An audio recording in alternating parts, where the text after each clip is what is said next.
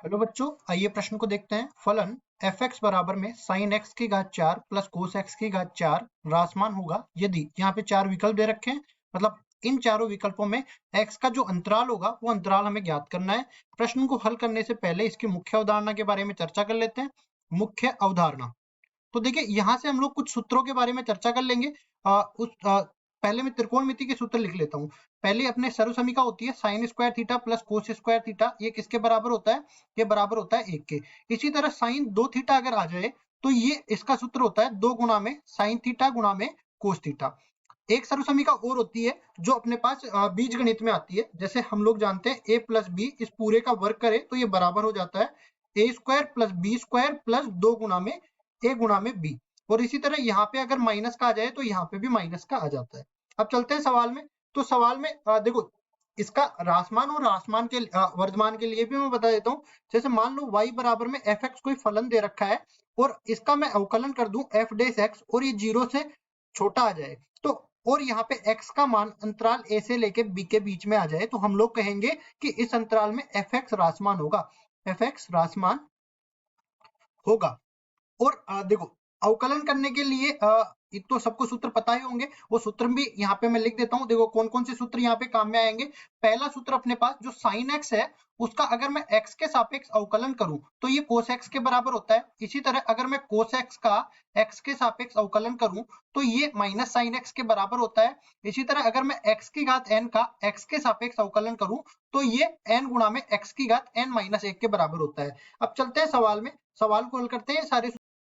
तो देखिए यहाँ पे हमें f(x) क्या दे रखा है? f(x) बराबर दे रखा है sin x की घात 4 प्लस कोस x की घात 4। इस तरह से ये दे रखा है। तो देखिए इनको हम क्या लिख सकते हैं? इनको हम लिख सकते हैं f(x) बराबर में sin स्क्वायर x इस पूरे की घात 2 प्लस कोस स्क्वायर x इस पूरे की घात 2। अब इसमें से मैं क्या करता हूँ, 2 गुणा में sin स्क्वायर x गुणा में कोस स्क्वायर x ये जोड़ देता हूँ और ये घटा देता हूँ। और क्यों कर रहा हूं मैं ये सब वो भी मैं आगे बताऊंगा। ये एक बार मैंने जोड़ा और एक बार मैं यहाँ पे घटाता हूँ। 2 गुणा में साइन स्क्वायर एक्स गुणा में कोस स्क्वायर एक्स।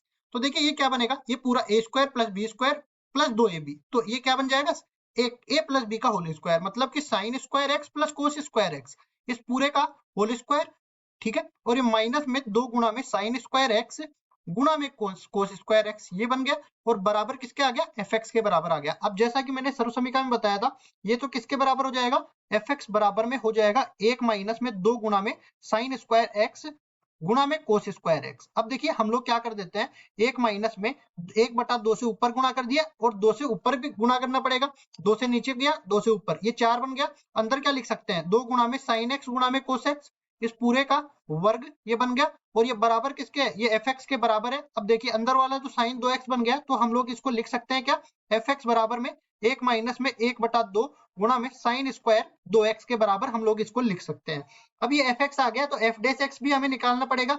निकाल लेते हैं। f डैश x किसके बराबर आ जाएगा?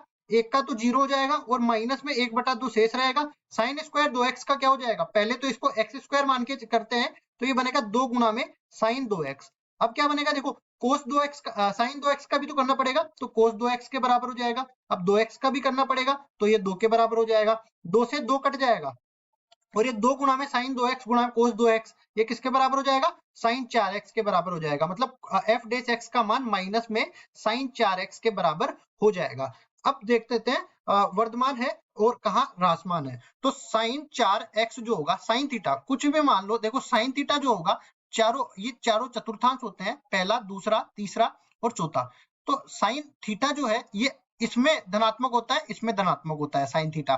तो हम लोग कह सकते हैं कि साइन 4x का मान 0 से लेके किसमें पाई के बीच में धनात्मक होगा। धनात्मक होगा, ये धनात्मक के लिए देख रहे हैं। और अगर मैं दोनों तरफ या तीनों तरफ मैं माइनस से गुणा कर देता हूं तो एक तो ये जो है चिन्ह परिवर्तित हो जाएंगे, ये इधर हो जाएगा 0 और ये इधर हो जाएगा किसके बराबर? माइनस में पाई के बराबर हो जाएगा। ठीक है, इस तरह से बन जाएगा। अब देखिए आगे, सॉरी इसको मैंने गलती कर दी यहाँ पे। देखिए साइन थीटा 0 से पाई के बीच में नहीं होता, केवल 4x, ये थीटा जो है 0 से लेके पाई के बीच में होगा। तो इसको मैं सही कर देता हूँ। देखो अगर मेरे पास जो 4x का मान है वो 0 से लेके पाई के बीच में रहेगा, तभी अपने पास जो साइन 4x का मान है वो धनात्मक रहेगा। इस तरह से मैं बोल देता हूं। अगर मैं बोलूं कि ये धनात्मक है तो माइनस साइन 4x जो है, ये माइनस साइन 4x ये ऋणात्मक हो जाएगा। और यही तो चीज मेरे को चाहिए कि f डेस x का मान ऋणात्मक मेरे को मिल जाए, तभी तो मेरे पास अंतराल मिलेगा ह्रासमान का। तो यहाँ से देखिए 4x का मान 0 से पाई के बीच में मिल गया, तो x का मान 0 से पाई बटा 4 के बीच में मिलेगा कि नहीं मिलेगा?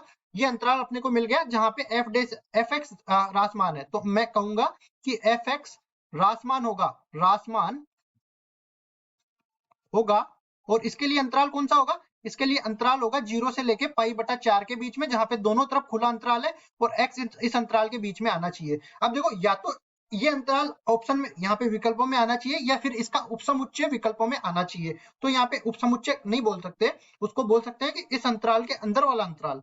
तो यहाँ पे हम देख सकते हैं कौन सा अंतराल इसके अंदर आने वाला है, 0 से पाई बटा 8 और पाई बटा 8 से पाई बटा 4। ये दो अंतराल अपने पास 0 से पाई बटा 4 के अंदर बन जाते हैं। तो ये अंतराल 0 से पाई बटा 4 के बीच में आ रहा है, तो ये ए विकल्प बिल्कुल सही उत्तर हो जाएगा। आशा करता हूँ ये सवाल आपको समझ में आया होगा। धन्यवाद।